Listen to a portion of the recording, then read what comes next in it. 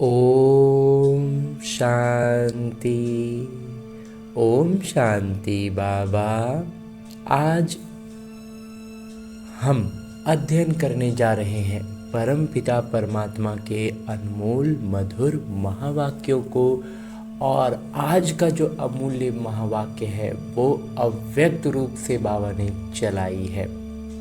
तो इस अव्यक्त स्थिति का अनुभव हम भी करते हैं ताकि बाबा की इस अव्यक्त वाणी को हम ज़्यादा से ज़्यादा चरितार्थ कर पाएँ। और ऐसा श्रेष्ठ उद्देश्य रखते हुए हमें लौकिक रीति से और अलौकिक रीति से छोटे छोटे 2-4 काम करने हैं। वो है कि सबसे पहले तो बड़े फुर्सत से इत्मीनान से बैठकर अपने हाथों में ये मुरली लेनी है और खुद से कम एक बार मुरली का अध्ययन करना ही है और प्रतिदिन करना है। और जब हम इसकी गहराइयों में उतरने लगते हैं ना, तो बाबा के चैतन्य उपस्थिति के साथ बाबा के ये एक एक शब्द हमारी भीतर मुझ आत्मा को सीधे सीधे स्पर्श करते हैं। और ऐसी अनुभूति हमें हमारे पुरुषार्थ में, हमें हमारी स्थिति को बदलने में बहुत बहुत बहुत मददगार होता है। बाबा का साथ का अनुभव हम दिनचर्या के हर एक कार्य में कर पाते हैं, उसे चरितार्थ कर पाते हैं, उसे प्रत्यक्ष रूप में व्यक्त कर पाते हैं। तो बस इतना ही करना है। लौकिक रीति से एक समय एक स्थान निर्धारित करके उस स्थान पर फुर्सत से बैठकर अध्ययन करना है, गहराइयों में उतरने का प्रयास करना है। और गहराइयों में उतरने के लिए जो अलौकिक रीति का काम करना है वो ये कि अपने सूक्ष्म शरीर के साथ, अपने स्थूल शरीर से अलग होकर, और ये सूक्ष्म शरीर का अर्थ बिल्कुल साधारण भाषा में कहें तो हमारा वही मन जो इस रावण की दुनिया में एकदम से उलझ गया है, फंस गया है। वो यूं तो ये रावण की दुनिया उसके लिए है ही नहीं, इसीलिए वो इतना छटपटाता है, जो हम बोलचाल की भाषा में कहते हैं कि बहुत भटकता है मन। वास्तव में वो भटकता नहीं है, वो बहुत बेचैन है क्योंकि वो अपनी दुनिया से दूर हो चुका है। लेकिन वो वापस अपनी दुनिया में जा भी पाएगा कैसे, क्योंकि यहाँ पर वो विकारों के जाल में उलझ गया है। तो उसे हमें पहले तो लेकर चलना होगा अपने सही गंतव्य स्थान पर। तो बस ऐसा श्रेष्ठ उद्देश्य रखते हुए अपने मन को लेकर के हम चलते हैं फिलहाल मधुबन की धरा पर, और उसमें भी खास शांतिवन के प्रांगण में आज चलते हैं, क्योंकि वहीं पर है वो डायमंड हॉल, जिस डायमंड हॉल में बाबा ने अव्यक्त रूप से ये वाणी चलाई थी। तो बस बाबा के हम सम्मुख उपस्थित होते हैं और बाबा की उपस्थिति में आने मात्र से, उनके सानिध्य में पहुंचते ही मुझ आत्मा के सारे आत्मिक गुण सक्रिय होने लगते हैं। पवित्रता, शांति, प्रेम और सुखों की भरपूरता का एहसास होता है और बाबा दृष्टि से मुझ आत्मा में ज्ञान, प्रकाश और अष्ट शक्तियों का संचार करते हैं, जिसके कारण एक ऐसा आवरण आनंद का तैयार होता है, जिस आवरण में इतने आनंदमय स्थिति में मैं और मेरे बाबा आमने सामने बैठ बातें करते हैं। बड़े फुर्सत से बाबा अपने दिल की बात इसी मुरली में निहित कर मुझसे कहते हैं।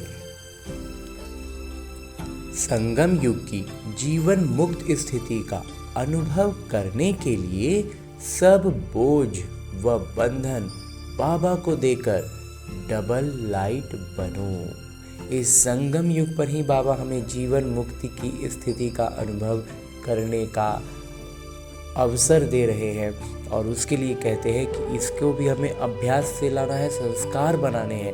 तो संस्कार बनाने के लिए अभ्यास करना होगा और अभ्यास करने के लिए क्या करना है? बाबा कहते हैं सारे बोझ व बंधन बाबा को दे दो। जब बोझ बंधन बाबा को दे देंगे, हम अपने आप को इस चरित्र से, इस कैरेक्टर को जो हम जी रहे हैं, इससे अपने आप को अलग कर लेंगे ना, तो फिर वो कैरेक्टर में क्या है, वो तो बाबा उसके निर्देशक हैं, डायरेक्टर है, वो स्क्रिप्टेड है, वो स्क्रिप्ट में जो होगा वो होगा। हम उस कैरेक्टर से खुद को बाहर कर लेंगे तो बस हम अपने उसी जीवन मुक्त स्थिति का अनुभव में आ पाएंगे। हाँ जी बाबा। आज विश्व रचता माता पिता अपनी पहली रचना अति प्यारे और भाग्यशाली बच्चों से मिलन मना रहे हैं। कई बच्चे सम्मुख हैं, नैनों से देख रहे हैं और चारों ओर के कई बच्चे दिल में समाये हुए हैं। माता पिता हर दिल के मस्तक में 3 भाग्य की सितारे चमकते हुए देख रहे हैं। एक भाग्य है माता पिता की श्रेष्ठ पालना का, दूसरा है शिक्षक द्वारा पढ़ाई का, तीसरा है सद्गुरु द्वारा सर्व वरदानों का चमकता हुआ सितारा। तो आप सब भी अपने मस्तक पर चमकते हुए सितारे अनुभव कर रहे हो ना? हाँ जी बाबा। सर्व संबंध माता पिता से है, फिर भी जीवन में ये 3 संबंध आवश्यक हैं और आप सभी सिकिलदे लाडले बच्चों को सहज ही प्राप्त है। एक बार बाबा पर निश्चय होता है ना, फिर तो बाबा एकदम निरंतर हमारे साथ अनुभव करते हैं। प्राप्त है ना? हाँ जी बाबा। नशा है ना? हाँ जी बाबा। दिल में गीत गाते रहते हैं ना? वाह बाबा वाह, वाह शिक्षक वाह, वाह सद्गुरु वाह। तो दुनिया वाले तो लौकिक गुरु जिनको महान आत्मा कहते हैं, उस द्वारा एक वरदान पाने के लिए भी कितना प्रयत्न करते हैं और आपको बाबा ने जन्मते ही सहज वरदानों से संपन्न कर दिया। इतना श्रेष्ठ भाग्य क्या स्वप्न में भी सोचा था कि भगवान आप इतना हमारे ऊपर बलिहार जाएंगे, इतना करीब रूप से मिलेंगे बाबा। भगवान ये तो सही में स्वप्न में भी नहीं सोचे थे बाबा। भक्त लोग भगवान के गीत गाते हैं और भगवान बाबा किसके गीत गाते? आप भाग्यशाली बच्चों के। अभी भी आप सभी भिन्न भिन्न देशों से किस विमान में आए हो? स्थूल विमानों में कि परमात्मा प्यार के विमान में सब तरफ से पहुंच गए हैं। परमात्मा विमान कितना सहज ले आता है, कोई तकलीफ नहीं। तो सभी परमात्मा प्यार के विमान में पहुंच गए हो, इसकी मुबारक हो, मुबारक हो, मुबारक हो। माता पिता एक एक बच्चे को देख, चाहे पहली बार आए हैं, चाहे बहुत काल से आ रहे हैं, लेकिन माता पिता एक एक बच्चे की विशेषता को जानते हैं। जो पहली बार भी आए हैं ना, बाबा के लिए तो वो पहली बार थोड़ी है, लेकिन लौकिक रीति से वो पहली बार है। तो बाबा हर एक की विशेषता को जानते हैं। माता पिता का कोई भी बच्चा, चाहे छोटा है चाहे बड़ा है, चाहे महावीर है चाहे पुरुषार्थी है, लेकिन हर एक बच्चा सिकिलदा है। क्यों? आपने तो बाबा को ढूंढा, मिले नहीं, लेकिन माता पिता ने आप हर बच्चे को बहुत प्यार, सिक, स्नेह से कोने कोने से ढूंढा है। तो प्यारे हैं तब तो ढूंढा, क्योंकि बाबा जानते हैं मेरा कोई एक भी बच्चा ऐसा नहीं है जिसमें कोई भी विशेषता नहीं हो। कोई विशेषता नहीं लाया है, कोई ना कोई विशेषता है, तभी बाबा के हम प्यारे बन गए। कम से कम गुप्त रूप में आए हुए बाबा को पहचान तो लिया, और कुछ नहीं, तो इतना तो है कि बाबा इतने गुप्त रूप में आए हैं और उनको पहचान लिया। मेरा बाबा कहा, सब कहते हो ना मेरा बाबा। कोई है जो कहता है नहीं तेरा बाबा? कोई है? कोई नहीं है बाबा। सब कहते हैं मेरा बाबा, तो विशेष है ना। इतने बड़े बड़े साइंसदान, बड़े बड़े VIP पहचान नहीं सके। और कहते बड़ा बड़ा साइंटिस्ट हो, सब बड़ा बड़ा VIP हो, वो नहीं पहचान सका। लेकिन आप सबने तो पहचान लिया ना, अपना बना लिया ना। तो बाबा ने भी अपना बना लिया। इसी खुशी में पलते हुए उड़ रहे हो ना, उड़ रहे हो, चल नहीं रहे हो, उड़ रहे हो। क्योंकि चलने वाले बाबा के साथ अपने घर में जा नहीं सकेंगे, क्योंकि बाबा तो उड़ने वाले हैं। तो चलने वाले कैसे साथ पहुंचेंगे? बाबा उड़ने वाले हैं। हम भी साथ में अगर उड़ेंगे नहीं तो बाबा के साथ कैसे चलेंगे? चलते रहेंगे, धीरे धीरे गिरते रहेंगे तो बाबा के साथ थोड़ी चल सकेंगे। इसलिए बाबा सभी बच्चों को क्या वरदान देते हैं? फरिश्ता स्वरूप भव।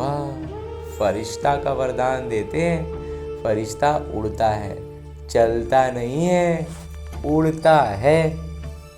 तो आप सभी भी उड़ती कला वाले हो ना? आप सभी भी उड़ती कला वाले हो ना? हाँ जी बाबा हो। हाथ उठाओ जो उड़ती कला वाले हैं, कि कभी चलती कला कभी उड़ती कला नहीं, सदा उड़ने वाले दोहरे लाइट हो ना? क्यों? सोचो, बाबा ने आप सभी से गारंटी ली है कि जो भी किसी भी प्रकार का बोझ अगर मन में, बुद्धि में है तो बाबा को दे दो। बाबा लेने ही आए हैं। हम बाबा को बोझ देंगे और बाबा हमें बादशाही देंगे। तो बाबा को बोझ दिया है या थोड़ा थोड़ा संभाल के रखा है?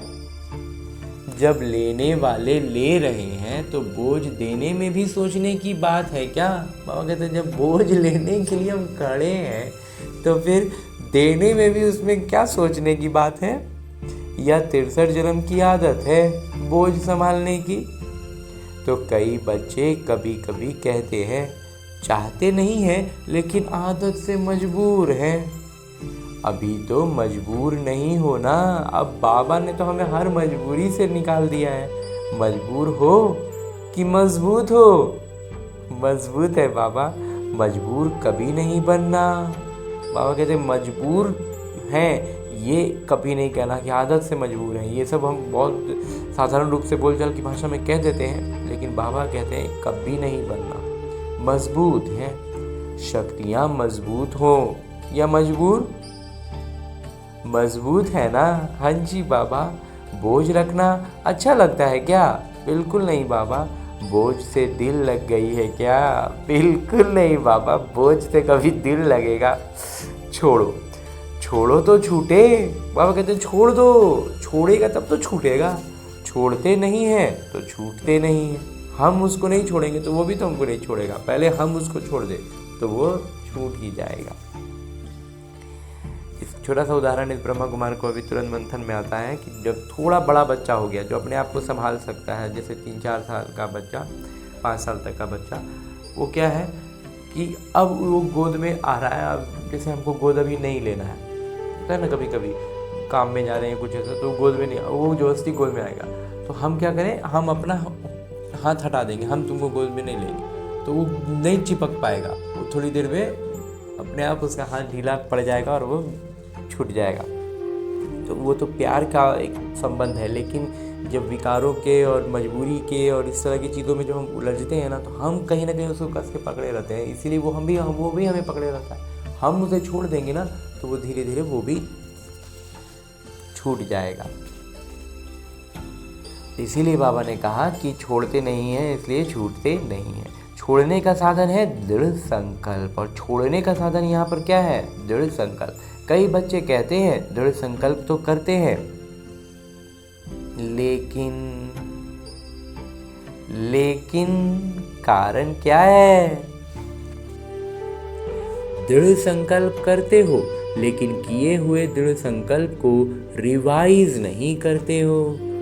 बार बार मन से रिवाइज करो और रियलाइज करो। बार बार मन में दोहरानी है उस अपने दृढ़ता को, दृढ़ निश्चय जिस बात का किया है उसको दोहराना है और उसको एकदम से अनुभव में लाना है, अनुभव करना है। बोझ क्या और डबल लाइट का अनुभव क्या?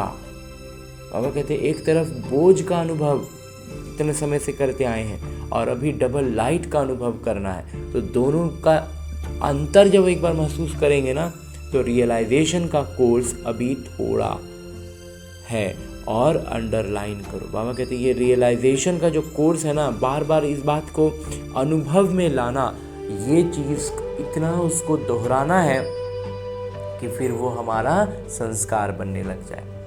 कहना और सोचना ये करते हो, लेकिन दिल से रियलाइज करो, अनुभव करो उस चीज़ को। देहभान से अलग हो करके बार बार प्रयास करना होगा। शुरुआत में हमें हर चीज़ प्रयास से, अभ्यास से करनी है, फिर वो स्वाभाविक हो जाएगा। बोझ क्या है और डबल लाइट क्या होता है? अंतर सामने रखो, क्योंकि माता पिता अभी समय की समीपता प्रमाण हर बच्चे में क्या देखना चाहते हैं। पापा कहते हैं दोनों में अंतर क्या है ना, इस बात का अनुभव अब हमें करने का समय है, और बाबा भी हमसे यही चाहते हैं, जो कहते हैं वो करके दिखाना है, जो सोचते हो वो स्वरूप में लाना है, क्योंकि बाबा का वर्षा है, जन्म सिद्ध अधिकार है, मुक्ति और जीवन मुक्ति। सभी को निमंत्रण भी यही देते हो ना कि आकर मुक्ति, जीवन मुक्ति का वर्षा प्राप्त करो। तो अपने से पूछो, क्या मुक्ति धाम में मुक्ति का अनुभव करना है? वह सतयुग में जीवन मुक्ति का अनुभव करना है? बाबा कहते हैं सतयुग में जीवन मुक्ति का अनुभव करना है या अभी? जाहिर है बाबा, अभी नहीं करेंगे तो सतयुग में प्रवेश ही नहीं मिलेगा। तो इसलिए बाबा कहते हैं अनुभव करें, सतयुग में जीवन मुक्ति का अनुभव करें। वह अब संगम युग में मुक्ति, जीवन मुक्ति का संस्कार बनाना है। अभी ही तो संस्कार बनाना है बाबा, क्योंकि आप कहते हो कि हम अभी अपने ईश्वरीय संस्कार से दैवी संसार बनाने वाले हैं, अपने संस्कार से नया संसार बना रहे हैं। तो अब संगम पर ही मुक्ति, जीवन मुक्ति के संस्कार इमर्ज चाहिए ना। तो बाबा कहते तो फिर वो सारे संस्कार अभी एकदम से सक्रिय होने चाहिए, इतना अभ्यास होना चाहिए कि वो संस्कार बन जाएं। तो जांच करो, सर्व बंधनों से मन और बुद्धि मुक्त हुए हैं। बाबा कहते हैं जांच करो, सारा संबंधों से, सारी बातों से हमारा मन बुद्धि मुक्त हुआ है, उसी में बुद्धि फंसा हुआ है। क्योंकि ब्राह्मण जीवन में कई बातों से जो पास्ट लाइफ के बंधन है उससे मुक्त हुए हो। कहते हैं ब्राह्मण जीवन में बहुत सी पुरानी अपने जीवन की चीज़ों से मुक्त हुए हैं, लेकिन सर्व बंधनों से मुक्त हैं। लेकिन अभी भी सूक्ष्म स्तर पर कहें या बहुत जो निकट के होते हैं उनसे कहें, उनसे मुक्त हैं, या कोई बंधन अभी भी अपने बंधन में बांधता है। बहुत पुरानी बड़ी चीज़ें होती हैं जो सिर्फ व्यापारिक संबंध है, सामाजिक संबंध है, उन सब से हम अपने आप को बहुत अच्छे से अब अलग कर पाए हैं, समझ पाए। लेकिन जो एकदम निकट के होते हैं, परिवार के होते हैं, नज़दीकी होते हैं, उनसे कितना हम हो पाए हैं। इस ब्राह्मण जीवन में मुक्ति, जीवन मुक्ति का अनुभव करना ही ब्राह्मण जीवन की श्रेष्ठता है। क्योंकि सतयुग में जीवन मुक्त, जीवन बंधन दोनों का ज्ञान ही नहीं होगा, दोनों का अनुभव अभी ही हम सब कुछ कर पा रहे हैं। ये ब्राह्मण जीवन इसीलिए तो इतना श्रेष्ठ है। हर चीज़ का अनुभव, हर चीज़ का ज्ञान, हर बात हमारे सामने अभी स्पष्ट है। जब देवताई रूप में होंगे तो नहीं होगा। और देवताई रूप में जाने के लिए हमें ये पहले अभ्यास प्रयास करके संस्कार बनाने हैं, संस्कारों को सक्रिय करना है, तब तो सतयुग में प्रवेश मिलेगा। तो इसलिए बाबा कहते हैं कि इस ब्राह्मण जीवन में मुक्ति, जीवन मुक्ति का अनुभव करना ही ब्राह्मण जीवन की श्रेष्ठता है, क्योंकि सतयुग में जीवन मुक्ति, जीवन बंधन दोनों का ज्ञान ही नहीं होगा। अभी अनुभव कर सकते हो जीवन बंधन क्या है, जीवन मुक्ति क्या है, क्योंकि आप सबका वायदा है, अनेक बार वायदा किया है। क्या करते हो वायदा, याद है? किसी से भी पूछते हैं आपके इस ब्राह्मण जीवन का लक्ष्य क्या है, क्या जवाब देते हो? बाबा समान बनना है। पक्का है ना? बाबा समान बनना है ना, या थोड़ा थोड़ा बनना है? समान बनना है ना? तो समान बनना है, या थोड़ा भी बन गए तो चलेगा। बाबा कहते हैं बाबा के समान पूरा बनना है कि थोड़ा सा बाबा जैसा कुछ कर लिए बस हो गया, चलेगा? उसको समान तो नहीं कहेंगे ना, थोड़ा सा बाबा के अगर एक उदाहरण से देखें कि एक बाबा के 100 गुणवत्ताएं हैं, हमने एक गुणवत्ता को धारण कर लिया, एक गुणवत्ता के अनुसार अपने जीवन में कुछ कर लिया, तो बाबा कहते हैं वो हो गया? नहीं ना। तो बाबा मुक्त हैं या बंधन है? अगर किसी भी प्रकार का, चाहे देह का, चाहे कोई देह के संबंध, माता पिता, बंधु, सखा नहीं, देह के साथ जो भी कर्मेंद्रियों का संबंध है, बाबा कहते हैं देह का संबंध का मतलब ये नहीं कि माता पिता, बंधु, सखा नहीं, देह के साथ जो कर्मेंद्रियों का संबंध है, उस कोई भी कर्मेंद्रियों का संबंध का बंधन है, आदत का बंधन है, स्वभाव का बंधन है, पुराने संस्कार का बंधन है, तो बाबा समान कैसे हुए? कर्मेंद्रियां कहीं खींच लेती है, कहीं आदत के अनुसार कर देते हैं, कई बार स्वभाव हावी हो जाता है, पुराने संस्कारों में उलझ जाते हैं। तो बाबा कहते हैं अगर ऐसा कुछ भी है तो फिर बाबा समान हो गए नहीं ना। और रोज वायदा करते हो बाबा समान बनना ही है, हाथ उठवाते हैं तो सभी क्या कहते हैं, लक्ष्मी नारायण बनना है। माता पिता को खुशी होती है जब ऐसा कहते हैं, तो माता पिता खुश होते हैं, वायदा बहुत अच्छे अच्छे करते हैं, लेकिन वायदे का फायदा नहीं उठाते हैं, वायदा और फायदा का संतुलन नहीं जानते। वायदों का फाइल माता पिता के पास बहुत बहुत बहुत बड़ा है, सभी का फाइल है, ऐसे ही फायदे का भी फाइल हो, बैलेंस हो तो कितना अच्छा लगेगा। बाबा कहते हैं वायदों का फाइल इतना बढ़ गया है, बहुत बहुत बहुत हो गया है, और फायदे का फाइल है ही नहीं, तो संतुलन नहीं हो रहा है ना। बाबा कहते हैं संतुलन बनाओ तब अच्छा लगेगा। ये सेंटर्स की टीचर्स बैठी हैं ना, ये भी सेंटर निवासी बैठे हैं ना, तो समान बनने वाले हुए ना। सेंटर निवासी निमित्त बने हुए बच्चे तो समान चाहिए ना। बाबा कहते हैं जो सेंटर में रहते हैं, जो निमित्त बने हुए हैं, वो तो समान चाहिए ना, वो तो एकदम उनसे तो बाबा ही झलके, ऐसा होना चाहिए ना। है तो वास्तविकता में ऐसा है भी, लेकिन कभी कभी थोड़ा नटखट हो जाते हैं।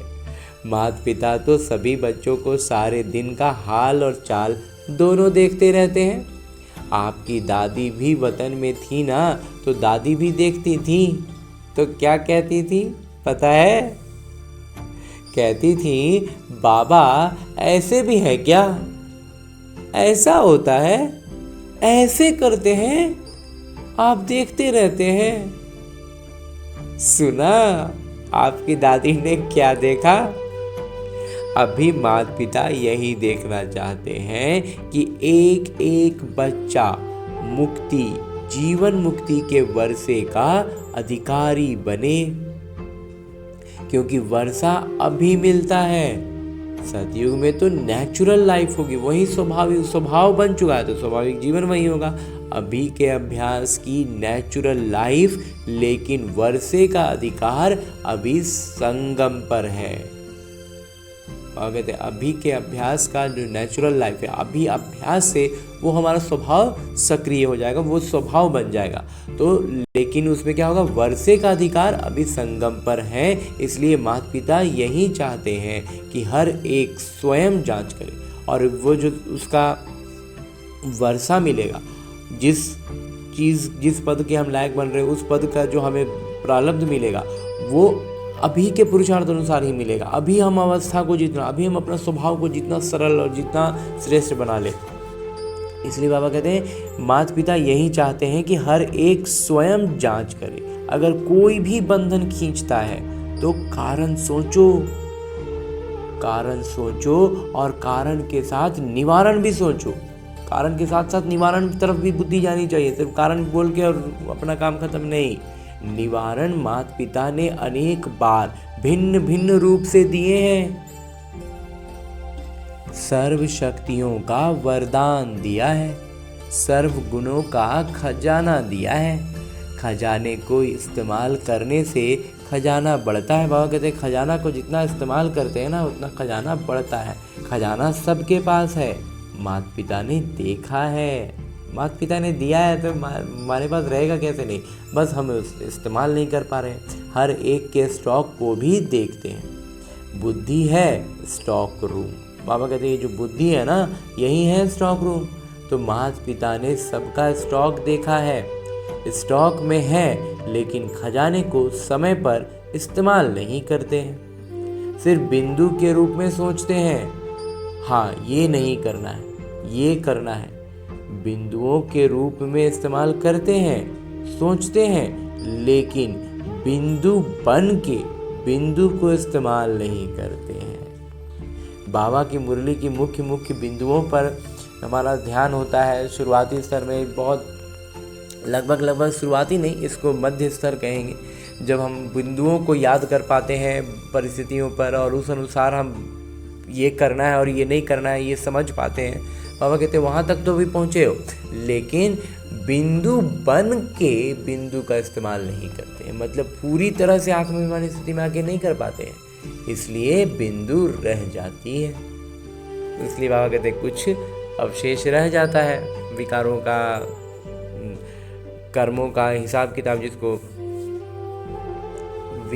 विकर्म बाबा कहते हैं, वो विकर्म थोड़ा बहुत रह जाता है। तो बिंदु बन के इस्तेमाल करो तो निवारण हो जाए। बाबा कहते हैं अगर पूरी तरह से बिंदु बन के करेंगे ना, तो पूरा समाप्त हो जाएगा। बोलते भी हैं ये नहीं करना है, फिर भूलते भी हैं, बोलने के साथ भूलते भी हो। इतना सहज विधि सुनाई है, सिर्फ है ही संगम युग में बिंदी की कमाल। बस बिंदी का इस्तेमाल करो और कोई मात्रा की आवश्यकता नहीं। बाबा कहते हैं और कोई मात्रा लगाने की जरूरत नहीं पड़ेगी, सिर्फ बिंदी लगा दो। खुद भी बिंदी बन जाओ। ड्रामा का हर सीन पर मुरली की बिंदु लगाओ और परमपिता परमात्मा बिंदी को याद करो। बस 3 बिंदी और कुछ नहीं।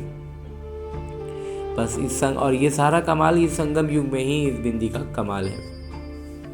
3 बिंदी को यूज करो। बाबा कहते हैं आत्मा के रूप में बस 3 बिंदी, आत्मा बिंदी, बाबा बिंदी और ड्रामा पर बिंदी। तो ड्रामा में मुरली की बिंदु लगाने का मतलब एक तो है कि हम कुछ फैसला ले रहे हैं, हाँ करना है नहीं करना, वो तो एक हुआ। और दूसरा है कि जो कुछ भी हो गया, अगर वो बीत गया तो वहीं पर बिंदी, उस पर फिर एक भी संकल्प और नहीं। 3 बिंदी इस्तेमाल करते रहो तो बाबा समान बनना कोई मुश्किल नहीं। लगाना चाहते हो बिंदी, लेकिन लगाने के समय हाथ हिल जाता है तो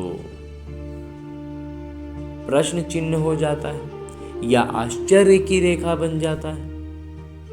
वहां हाथ हिलता, यहाँ बुद्धि हिलती। वहां लौकिक रीति से लिखने में क्या है, हाथ हिलेगा तो प्रश्न चिन्ह बनेगा या विस्मय आदि सूचक चिन्ह बनेगा। लेकिन जब यहाँ पे होता है तो क्या होता है, बुद्धि हिल जाती है। नहीं तो 3 बिंदी को स्मृति में रखना क्या मुश्किल है।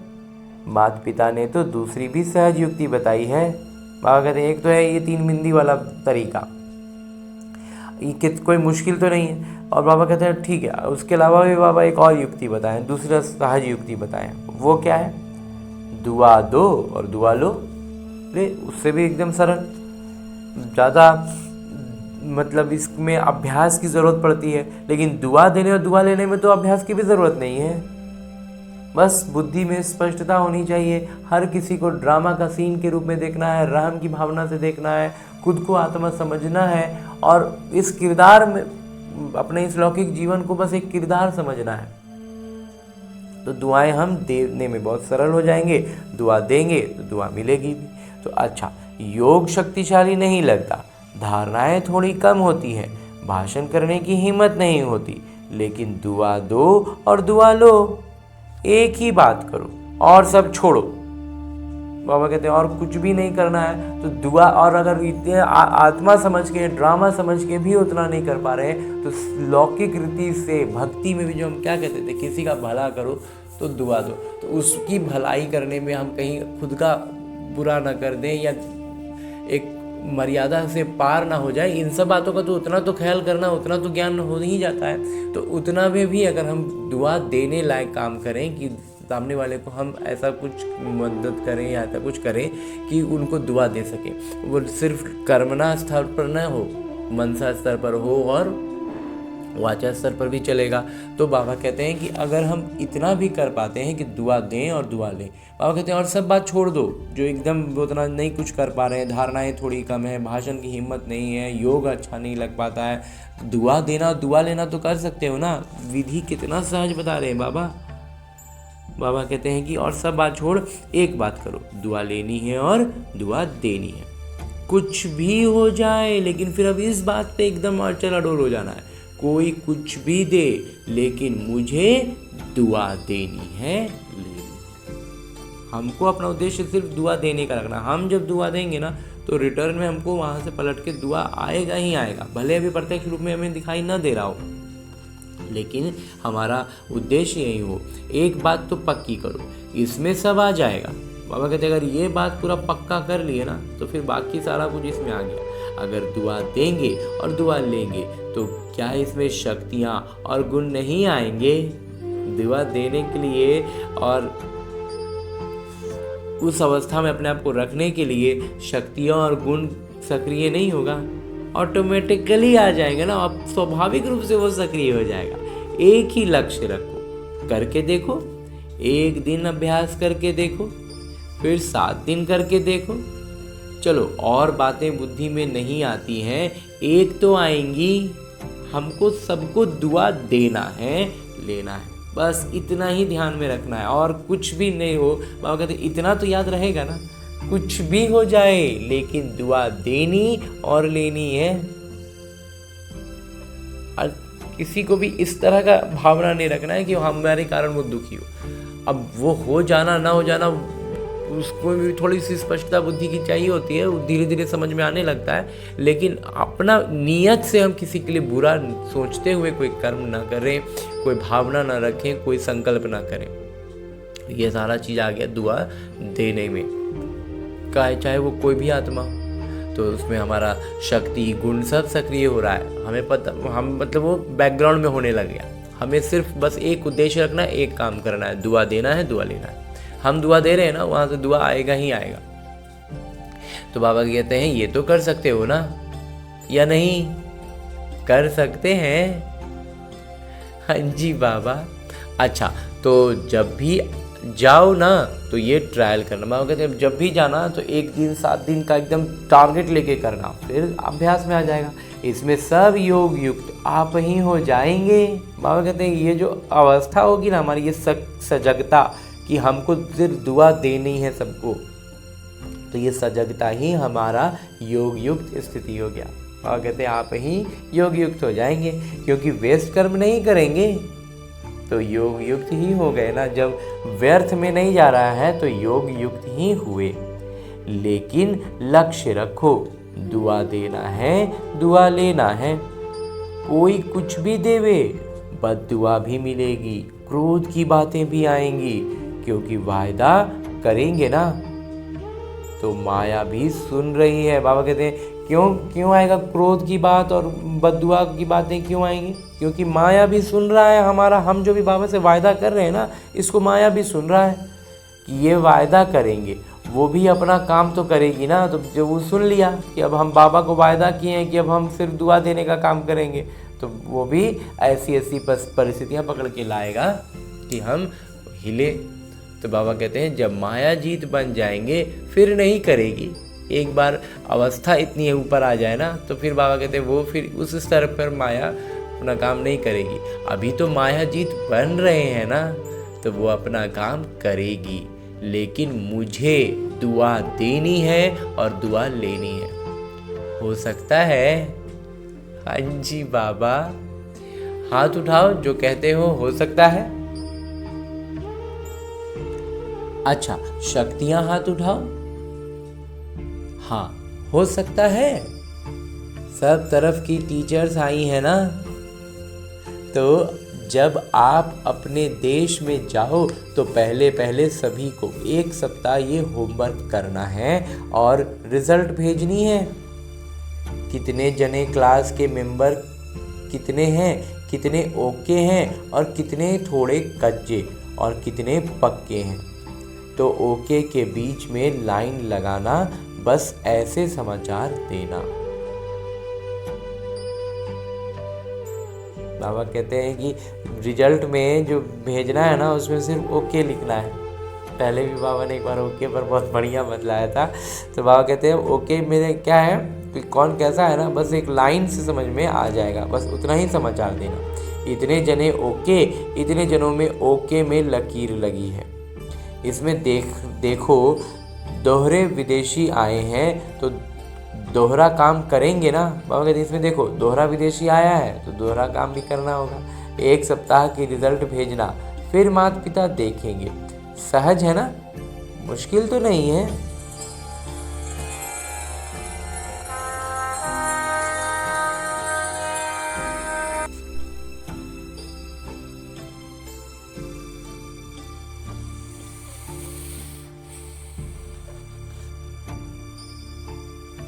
सहज है ना, मुश्किल तो नहीं है।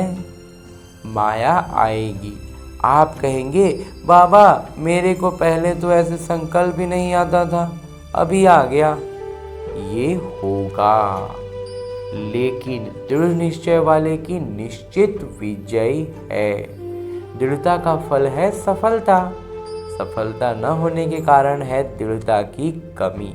और अगर सफलता नहीं है इसका मतलब दृढ़ता में कमी है। तो दृढ़ता की सफलता प्राप्त करनी ही है। दृढ़ता अगर है तो फिर सफलता प्राप्त होगा ही। जैसे सेवा उमंग उत्साह से कर रहे हैं, ऐसे स्वयं की स्व के प्रति सेवा, स्व सेवा और विश्व सेवा। स्व सेवा अर्थात चेक करना और अपने को बाबा समान बनाना। स्व सेवा का मतलब क्या हुआ कि खुद पर सजगता, बहुत अटेंशन रखना, एकदम सक्रिय होना हर बात में, हर गुणवत्ता के लिए, हर शक्ति के लिए। तो ये हुआ स्व सेवा। कोई भी कमी कमजोरी बाबा को दे दो ना। क्यों रखी है? बाबा को अच्छा नहीं लगता है। क्यों कमजोरी रखते हो? दे दो। देने के समय छोटे बच्चे बन जाओ। बाबा कहते बाबा को अच्छा नहीं लगता है कि हम अपनी कमजोरियों को, अपने विकारों को अपने पास पकड़ के रखे हुए हैं। बाबा कहते हैं देने के समय पर ना छोटा बच्चा बन जाओ। छोटे बच्चे दे दिया करते हैं, जो हम बड़े हो जाते हैं ना लौकिक रीति में, वो एकदम अपनी चीज़ों को संभालते हैं। बाबा कहते हैं जैसे छोटा बच्चा कोई भी चीज़ संभाल नहीं सकता, कोई भी चीज़ पसंद नहीं आती है तो क्या करता है, मम्मी पापा ये आप ले लो। ऐसे ही कोई भी प्रकार का बोझ, बंधन जो अच्छा नहीं लगता, क्योंकि माता पिता देखते हैं हर तरफ ये सोच रहे हैं है तो अच्छा नहीं, ठीक तो नहीं है, लेकिन क्या करूं, कैसे करूं, तो ये तो अच्छा नहीं है। एक तरफ अच्छा नहीं है कह रहे हैं, दूसरी तरफ संभाल के रख रहे हैं, तो इसको क्या कहें? अच्छा कहें? अच्छा तो नहीं है ना। जब खुद हम समझते हैं कि अच्छा नहीं है, तो बाबा कहते हैं जब एक तरफ कह रहे हो कि अच्छा नहीं, समझ रहे हो इतना, तो फिर उसको पकड़ के क्यों रखे हो। एकदम आज इतना गजब बाबा उदाहरण देते हैं। छोटे बच्चे को कोई चीज़ खाना में मिलता है, तो बहुत ज़्यादा सा उदाहरण में है कि खाना का चीज़, तो अगर कोई चीज़ मिला प्लेट में, छोटा बच्चा है और उसको पसंद नहीं आएगा ना, सीधे बगल में पापा का, मम्मी का, किसी का थाली में डाल देगा और अपना उठ जाएगा। क्यों? क्योंकि हमको अच्छा नहीं लग रहा है। तो बस बाबा कहते हैं ऐसे ही अभी हमारे जीवन में जो कुछ भी हमें अच्छा नहीं लग रहा है ना, बाबा कहते हैं उसको बाबा को दे दो ना, उस बोझ को। मम्मी पापा है ना, माता पिता है ना हमारे, दे दो। कह रहे अच्छा नहीं अच्छा नहीं और फिर पकड़ के बैठे रहे, तो कहाँ से अच्छा लगेगा। तो बाबा कहते हैं दूसरी तरफ संभाल के रखे हैं, तो इसको क्या कहें, अच्छा कहें। अच्छा तो नहीं है ना, तो आपको क्या बनना है, अच्छे ते अच्छा ना, अच्छा भी नहीं, अच्छे ते अच्छा। तो जो भी कोई ऐसी बात हो, बाबा हाजिरा हुजूर हैं, उनको दे दो। और अगर वापस आवे तो अमानत समझकर फिर दे दो। बाबा कहते हैं और दे दिए बाबा को, और फिर आ गया तो बाबा कहते हैं समझ लो कि वो अमानत है बाबा का, फिर उठा के दे दो। अमानत में खयानत नहीं की जाती है, क्योंकि आपने तो दे दी तो बाबा की चीज़ हो गई। जब एक बार बाबा को दे दिए ना, तो फिर वो बाबा का हो गया। बाबा की चीज़ या दूसरे की चीज़ आपके पास गलती से आ जाए, आप अलमारी में रख देंगे, निकालेंगे ना। हाँ जी बाबा, जल्दी से बाहर करके देंगे, कैसे भी करके निकालेंगे, रखेंगे नहीं। संभालेंगे तो नहीं ना, तो दे दो। जब नहीं संभाल के रखना है तो फिर दे दो ना। बाबा लेने के लिए आए हैं, और तो कुछ भी आपके पास है नहीं जो दे दो। बाबा कहते हैं और तो कुछ है ही नहीं तुम्हारे पास, सिर्फ भिखारी और मतलब हर तरह से कहें तो बुराई खराबी ही भरी पड़ी है। तो बाबा कहते हैं दे दो ना, लेकिन ये तो दे सकते हो ना। बाबा कहते हैं ये आखिर इसको दे तो सकते हैं, दे दो। अक के फूल हैं वो दे दो। संभालना अच्छा लगता है क्या? ये सब विकारी चीज़ अच्छी नहीं लगती है ना, तो देख के ख़त्म करो। अच्छा, चारों ओर के सभी माता पिता के दिल पसंद बच्चे, दिलाराम है ना, तो दिलाराम के दिल पसंद बच्चे, प्यार के अनुभवों में सदा लहराने वाले बच्चे। एक बाबा दूसरा ना कोई, स्वप्न में भी दूसरा ना कोई, ऐसे माता पिता के अति प्यारे और अति देहभान से न्यारे। सिकी लदे पदम गुना भाग्यशाली बच्चों को दिल का याद प्यार और पदम पदम गुना दुआएं हो।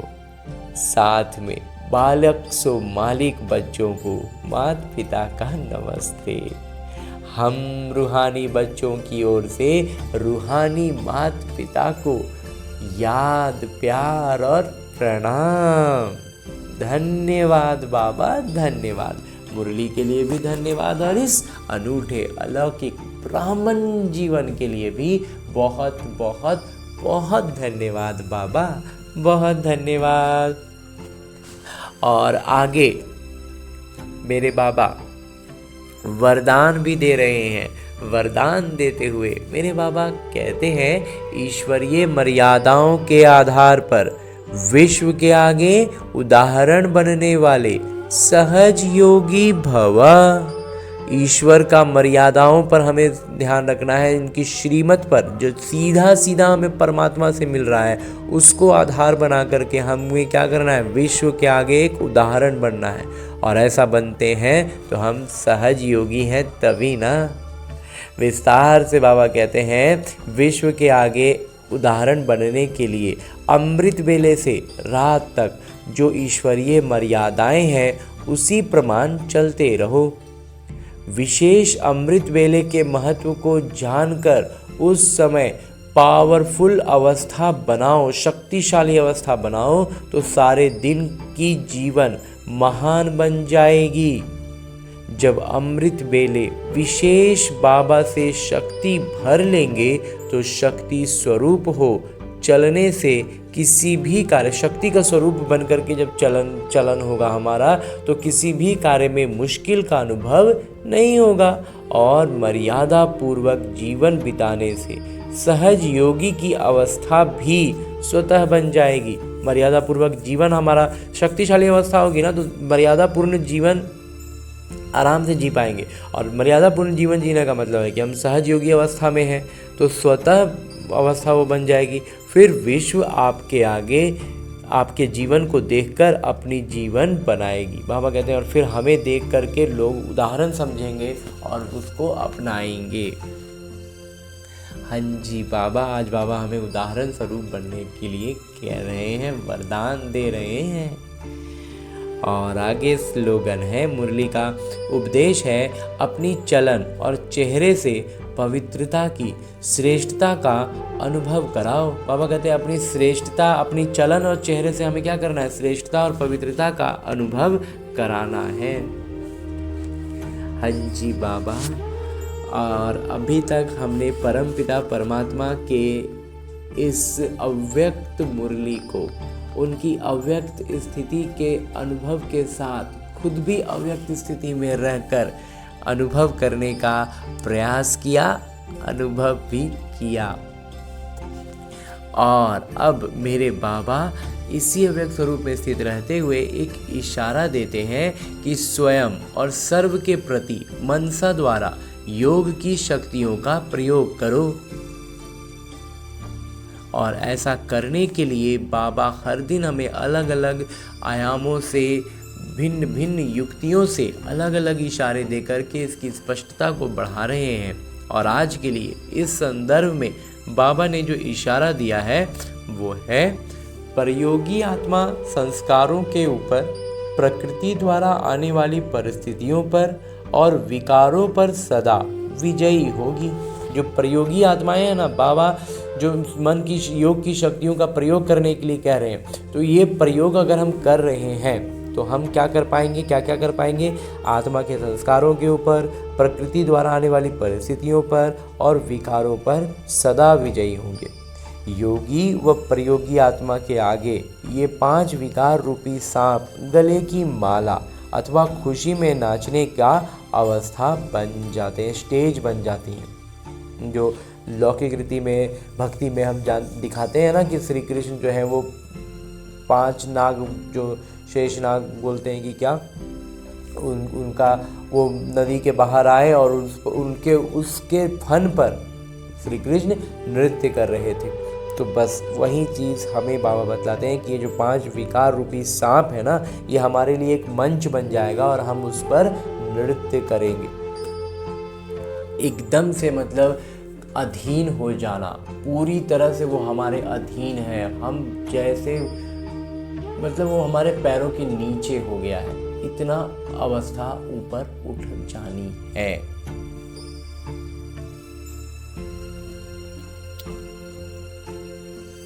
हाँ जी बाबा।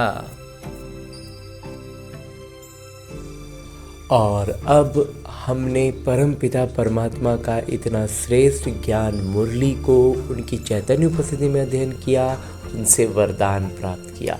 इशारे अव्यक्त रूप में स्थित होकर बाबा ने जो इशारा दिया उसे भी जान लिया। अब हमें करना क्या है? हमें अपने इस लक्ष्य को याद रखना है कि हमें लक्ष्मी नारायण बनना है, विश्व महाराजा बनना है। तो करना क्या है?